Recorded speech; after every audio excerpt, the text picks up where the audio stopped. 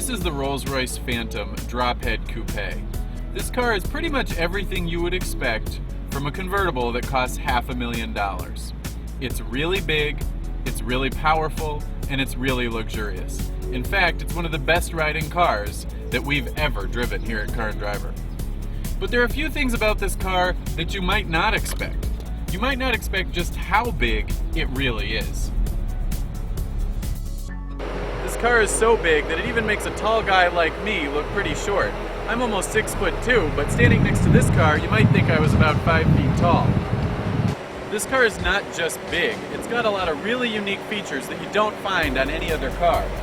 This particular Phantom Drophead Coupé has a couple of really cool trim options. One is this two-tone hood. That's not silver paint. It may be hard to tell in the video and in photos. That's actually raw stainless steel, just treated with a plastic coating to keep it nice. But what you're seeing there is true brushed stainless steel. You can see that solid metal there. You really know that it's solid when you try and shut it.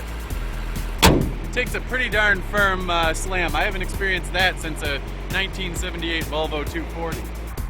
It's got a teak wood deck, the same kind of teak used in a really nice yacht. And this little swath of wood here that surrounds the deck and the top of the instrument cluster costs thousands of dollars. The hood ornament, known as the Spirit of Ecstasy, the Flying Lady, is shared with the Phantom sedan. And it's engineered so it's pretty hard to steal. You'll notice that, let's say I was some kind of miscreant trying to steal it, I wiggle it, it falls back down into the car automatically to protect it. And if you see trouble coming, all you have to do is hit a button and the Flying Lady is safe.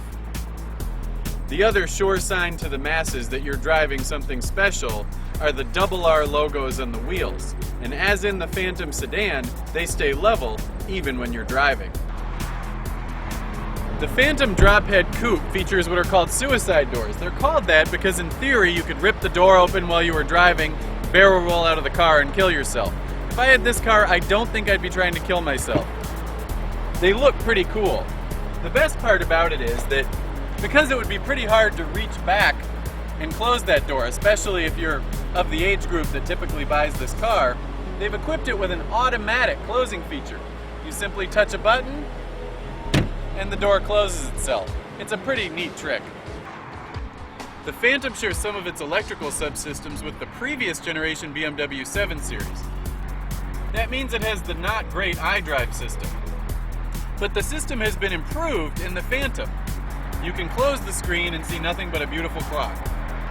Like the Phantom sedan, the Drophead Coupé also has little umbrellas in the door jambs. And it's got a drying system, so even if you put it in wet, it won't get all mildewy and gross. For absolutely no reason at all, the trunk not only opens up, but in case you have a bigger load, you can also open it down like this. This is the first convertible that comes to mind that has this kind of frippery. It's kind of funny because the trunk, once you open it, isn't that big, but I guess if you can do it, you do if you're Rolls-Royce. If there's one thing that makes the experience of driving a Phantom really unique, it's this gigantic, thin-rimmed steering wheel. There's really nothing else like it on a car today. Look through the steering wheel at the power reserve gauge, floor the gas and watch it go down to about 10% right before it shifts, and you'll know you're driving a thoroughly modern vehicle.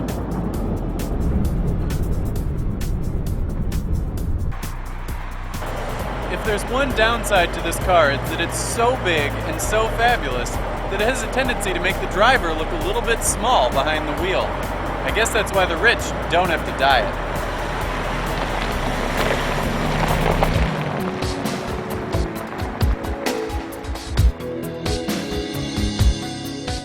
Pardon me, would you have any Grey Poupon? But of course.